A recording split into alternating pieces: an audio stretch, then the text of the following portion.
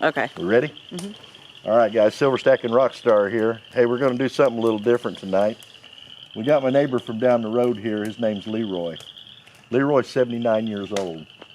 And if you go back and you look at any of my other videos that where I talked about fishing and stuff like that, well, this is the man that taught me how to fish. And I'll tell you what he told me when he was done teaching me. He said, all right, I've taught you everything you need to know how to fish, and now I'm going to cut you loose, so go do your own deal.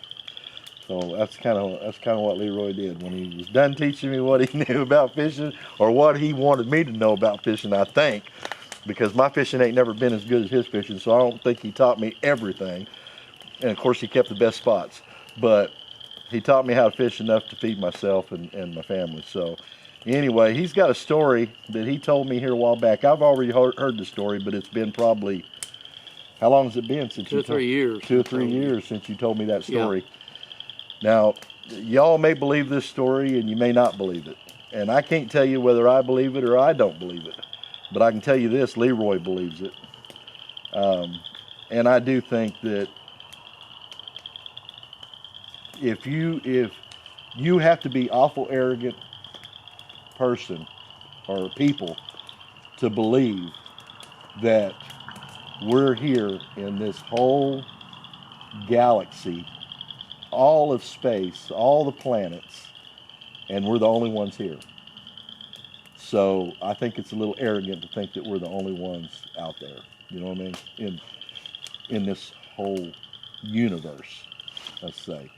So starting from there, Leroy was doing some hunting one night, I guess, right? You and your brother. Yeah, hunting trip. A hunting trip? Yeah. But it was a walking trip. You were pretty close to your house, right? Yeah, we were walking, yeah. So you were hunting at night? Yeah. What were you hunting? Deer. You hunt deer at night? Yeah. Yeah. I didn't know you could hunt deer at night. Well, you can. If you don't get caught. You just don't get caught. Yeah. Okay, so you were hunting deer at night. And you were pretty close to the house, I guess? Probably, we were within 2 miles. 2 miles of your house? Yeah. Uh-huh. How late at night was it? It was probably 10 o'clock at night. Oh, so it was good and dark then. Yeah. Oh, yeah. Good and dark. Yeah. All right. Well, this is the story about a hunting trip. You can believe it, whatever you want to. It doesn't matter to me, but I'd like to tell this story because I'm not going to be around very long. And when this story's gone, it's gone. When I'm gone, it's gone. And that's why we're recording it tonight, because you and your brother was the only ones there. Yeah. And he's gone. And he's gone. So your only confirmation or collaboration on this story is no longer here. Right. And when I'm gone, this story is gone. Yeah. And it's a good story. It's a good story. Yeah. There's a little town called Moyers, Oklahoma. It's down in the southeastern part of Oklahoma. And my brother lived on about a mile from Moyer on a creek called Buck Creek.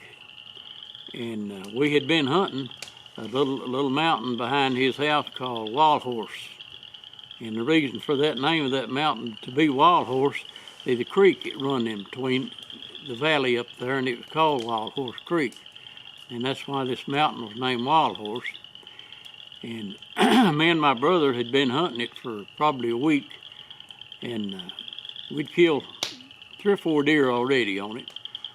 But this particular night, we was going to go again, and it was probably a mile from his house to get on top of it. And there's always a little sandy spot in the road where we'd always see fresh deer tracks. Now this is at night, and it was a clear, starry night with no moon. It was dark, and back then we hunted with carbide lights. The ones that's on your head? Yeah, it fit on a cap on your head, and it wasn't a whole lot of light, but that's all we had. And anyhow, I was packing a semi-automatic .22 rifle, 16 rounds of .22 long rifles, and my brother was packing a single barrel 12 gauge shotgun with buckshot. and if you shot it, then you had to spend 10 minutes digging the hull out to reload it with your pocket knife. It wasn't auto eject or nothing? No, Okay. it broke. And you broke in half? The auto eject was broke. Oh, okay, Yeah, okay. So you had to dig it out with your pocket knife. But that was our, and we killed lots of deer that way. And anyhow, so we got up that sandy spot in the road when we got on top, and there wasn't a deer track nowhere. And anyhow,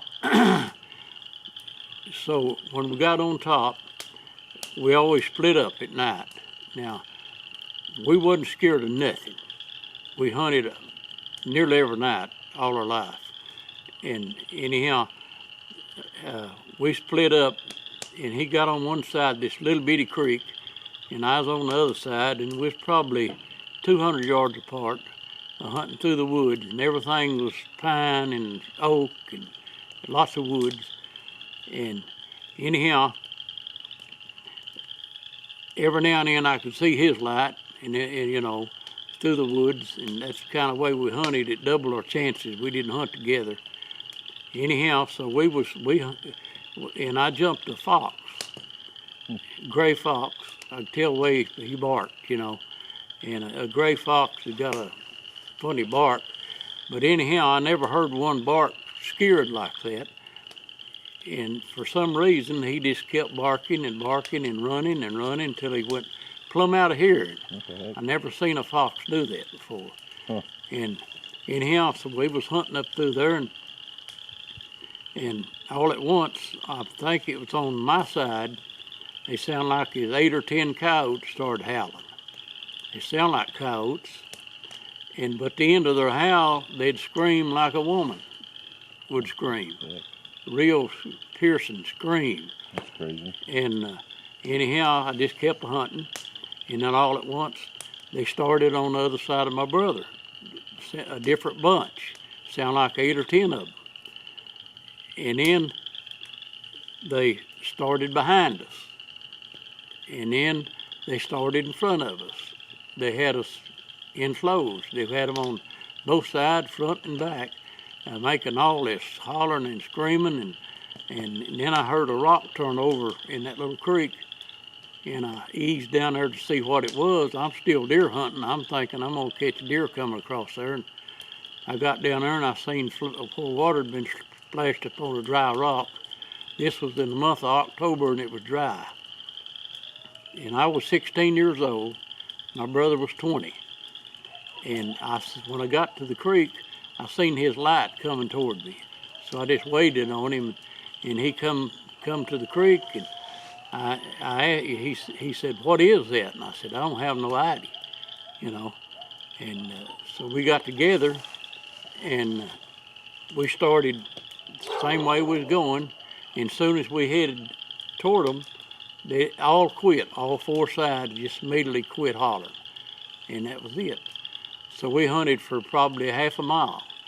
There's a big meadow up there, a big field called the Cobb Meadow, and we hunted to this meadow and crawled over the fence, and there's about 20, 30 head of cattle laying there, chewing their cud, just laying there, nothing bothering them.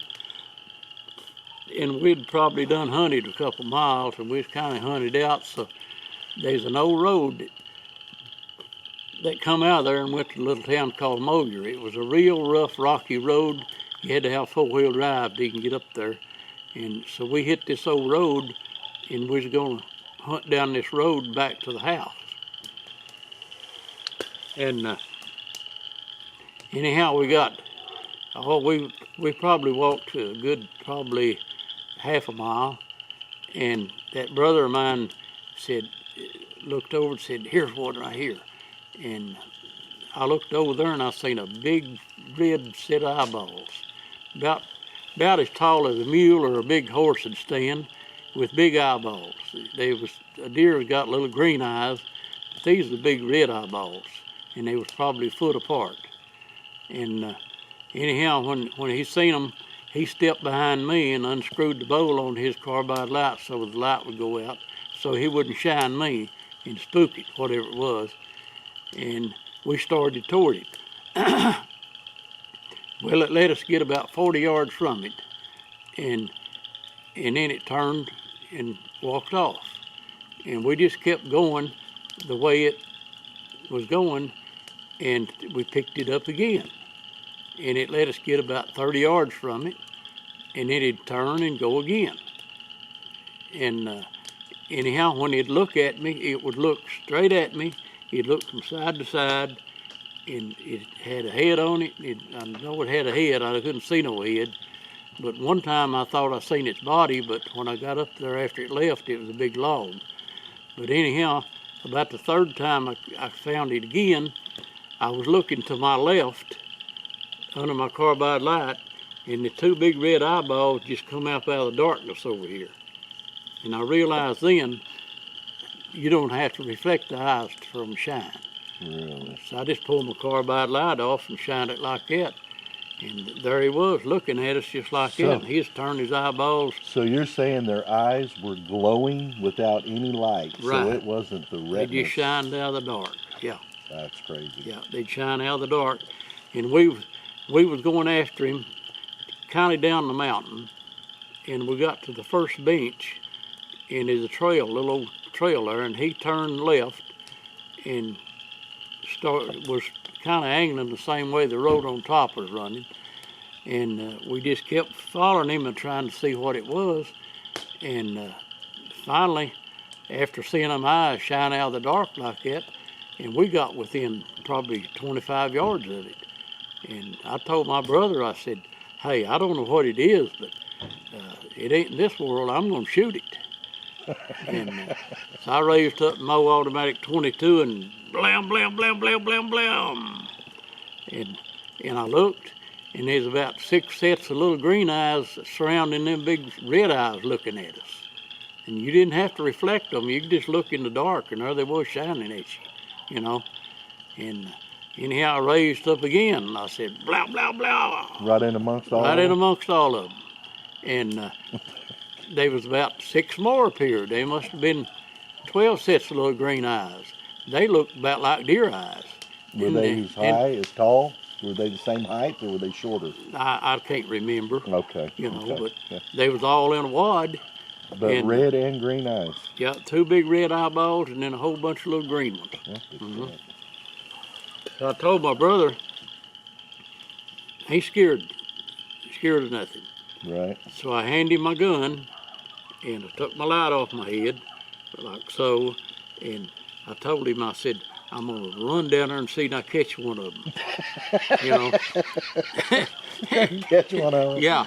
And anyhow, he grabbed me by the shoulder, Right. and he said, let's get out of here. And his voice quivered, and when he said that, I realized he was scared. Then you got scared. The hair stood up on the back of my neck then. It's time to get going. So we turned and went up toward the old road again. Right. And I kept looking behind me, and I never did see them. Right. And anyhow, so we got on up at the road and took about 2 steps, and every one of them was just lined up looking at us out there in the brush. In the woods still. In the woods, yeah. Yeah. There's all just lined up looking at us now. So you didn't kill any of them, apparently? No. So I asked my brother, you know, later on, I said, I never did see them following us. And he said, I did. He said, they're following us when we heading to the road, but I never did see them. So we got up there on the road, and I thought to myself, I'm scared now. I thought, well, I couldn't kill them. They gonna kill me. Yeah. That was my way of thinking, my brother's too. Right. So we took off running and down the road, and they just floated along out there looking at us in the brush. Right along with you. Yeah, right along with us. As just fast looking. as you were running? Yeah, same speed. Could you hear them busting brush, or No, they didn't hear a sound. they didn't make no noise? No noise. Never heard a noise. And then, hell, we couldn't hold that dead run for over 150 yards. Right. We slowed down to a dog trot, Right. and they still right there. And when you hunt with carbide light, you pack extra water, and mostly in a half-pint whiskey bottle or a pint whiskey bottle. Right. And then you add extra carbide, you know. And hell, to get lighter, I was throwing them whiskey bottles out with the water. You're shedding all the dead weight, huh? I shed the dead weight. Except the guns. I was about to run out, and them things. At one time, I did look over, and I seen one of them about even with us, and he just immediately says, "Gone in there," looking back at me. He just moved that quick. Really? You know, yeah. And we just kept a big long trot, and we could run 2 miles easy. Right. You know, and we just kept running, and I'd look out to all them eyes floating along there looking at us every little bit. And that renewed you? Yeah, and I, when we got just nearly to where this road, when it got to the edge of the mountain, the trail went off toward his house, and it went through a lot of spooky wood, a little old narrow trail. Right. And the road turned off, and it was more open. Okay, let me say something here, because I remember. And how long ago was it, you think, when you told me this story? Probably a year 2 or 3 years ago, yeah. It was a long time ago. I remember you telling me that road curved back. Right toward the eyeball. And that scared you because Yeah. you knew there was going to be an interception, Yep. possibly at that turn. That was what worried me, because I knew that road turned right, and that's where they was. They was headed that way. And I was worried about it, you know. Cut you off at the pass. Because I knew we was heading to Moyer. That's where his wife and kids was, and his mama-in-law lived at Moyer. And you couldn't outrun them. And we couldn't outrun them. And anyhow, but just before we got to where the road turned right into the eyes, Right. I just looked around, and there they was. Every one of them just lined up looking at us. And I bet I didn't take 2 big strides, and Bobby said, "God damn, looky there." And I looked around at the eyeballs, and there wasn't an eyeball there.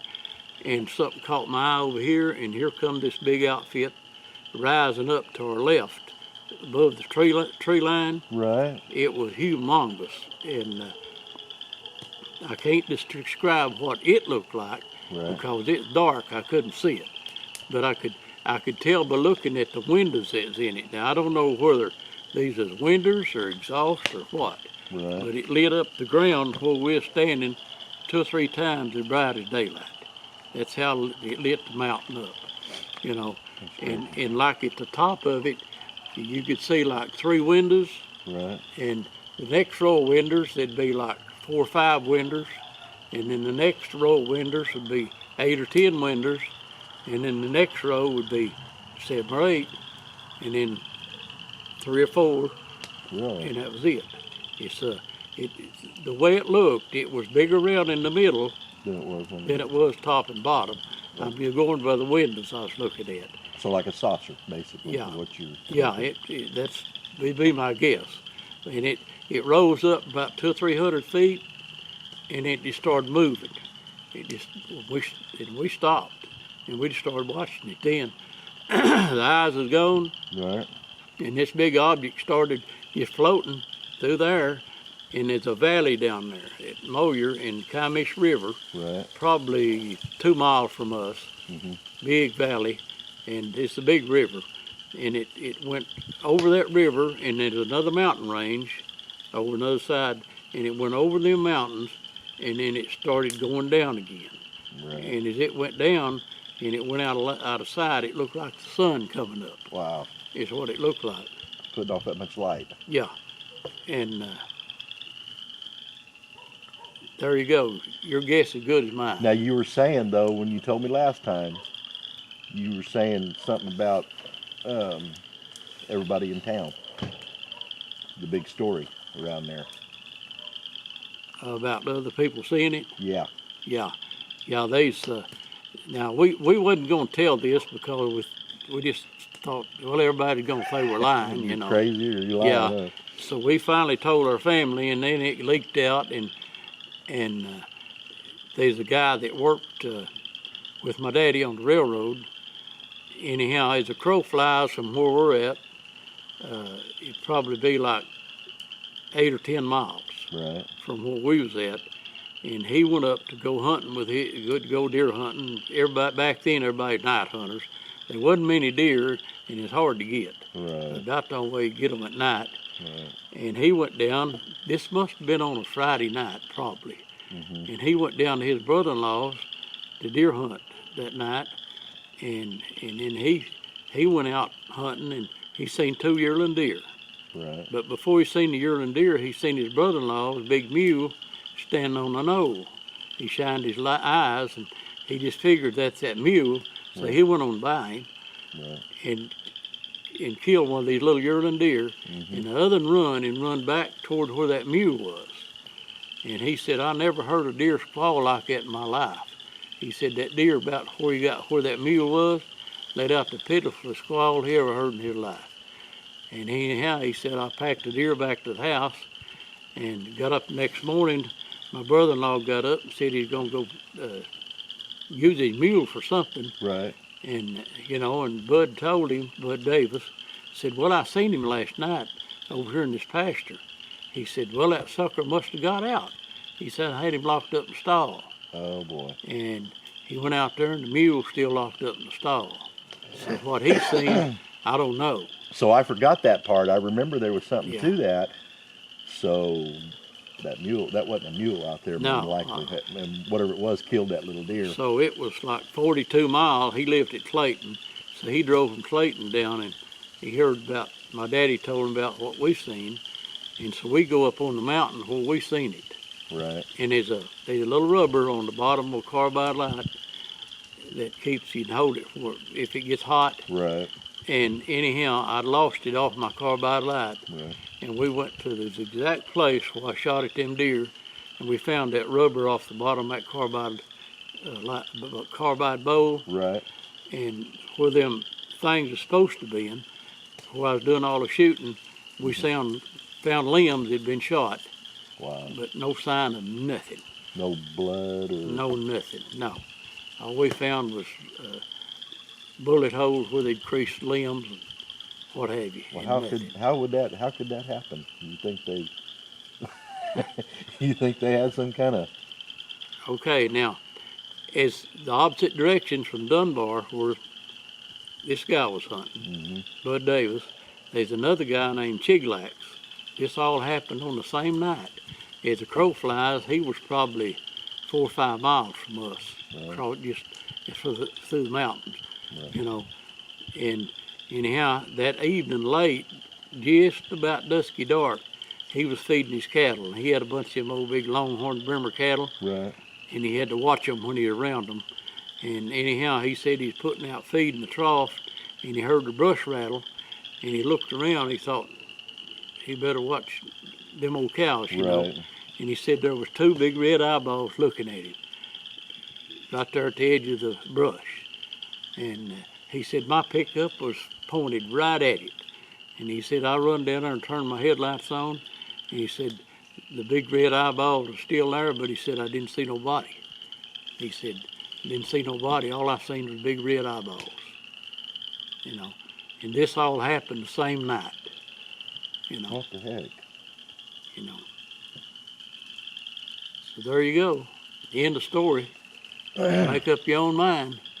So you think these things were just floating, or you think they had a body? Maybe they didn't have a body at all, just a floating eyeballs, or? Well, I was on a missile site job with a geologist one time that pretty well stayed up with all this UFO stuff. Right. And he said that every time they set off a new atomic bomb blast, in 2 years, we get strange visitors, strange sightings all over the United States. Really? Yeah. And he said he thinks it takes them 2 years to get here, is what he said. And he said that they was probably sitting in that, whatever they was in, spaceship, flying saucer, whatever.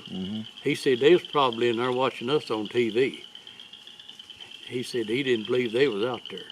He said they had probes out there looking at us. So those might have been like cameras just flying around. Yeah, could have been. That's what he thinks. That the eyeballs were just something they're smart enough to have programmed to watch us. Right. Yeah. But they sure scare the hell out of you if they're chasing you through the woods, huh? Yeah. And this was happened in about 1957. I was 16 at the time. And what time of year was it? October. October. Yeah, month of October. You remember, huh? Yeah. Exactly what month it was. I remember everything about that deal it's been 60 some odd years. And I remember everything about that night. So was it cold? Yeah, it Was was it cold. cold? Yeah, it was cold. Yeah, I had a big coat on. Yeah. Hmm. And back then it got a lot colder in October than it does now. Yeah. And you never seen them again, ever. I mean, Well, I seen some strange things because I night hunted a lot, but I've seen more strange things in my lifetime. Yeah, most people, you probably couldn't get them in the woods at night. but I walked home in the dark for about 3 miles one time because I was hunting the other side of Comish River on the mountain. Me and my school teacher. Right, You know, I had a young school teacher, and me and him went night hunting. right. And it was a mile from our house to Comish River, and we crossed the river, plumbed the mountain, and was hunting along top. And I looked down on Comish River, and it looked like a big round orange ball, about treetop level, just floating real slow up the middle of the river. Right. And I looked down there in the bottoms, and I seen a lot of little bitty lights just running around like piss ain't working, you know. Right. I cut my light off. Mm-hmm. This is after I seen the boogers on Wild Horse. Right. And me and that school teacher of mine, we went home all the way in the dark. Really. Yeah. You had lights, you just turned them off. We just turned them off. So they couldn't see you. Yeah, we didn't want them to see us. Yeah. Wow. That's crazy. Yeah. So you never ran into any Bigfoots or anything like that? Oh, no. No Bigfoots. Do you believe in Bigfoot? No, I don't. Okay. No. Well, that's good. I got a cousin, though, that didn't believe this story when I told him. Really? And he was my age, and he deer hunted like me. And after that, him and his daddy-in-law was hunting in Johns Valley at night. Right. And they was, he said that he looked back kind of out of the corner of his eye back down the creek. Mm-hmm. Anyhow, and he said he seen this big round orange-looking ball just coming right up the creek, you know. And he said he kind of kept an eye on it. He just kept floating closer and closer. And there's the Pine Creek bottom. They wasn't probably 200 yards from the creek, Right. or less. Right. And he said about that time his daddy-in-law liked to run over him, and he said, look at there. And he said, yeah, I've been watching it, you know. And he said they just turned their lights off and just sat down and watched it. And it come right on up the creek, and he sounded like it was sucking water out of the creek. He said it sounded like sucking water through a tin pipe. Really? Is what it sounded like. Yeah. What the heck? Yeah. So he kind of believed my deal after that. Right. Yeah. Right. Huh. Well, I wanted to get this story out there, and I definitely wanted to get it on tape, or not tape, but video. Because obviously I had already forgotten some parts about it. Well, I've been wanting to tell it because when I'm gone, I'm 79. I'll be 80 this year. When I'm gone, it's gone. Well, not now.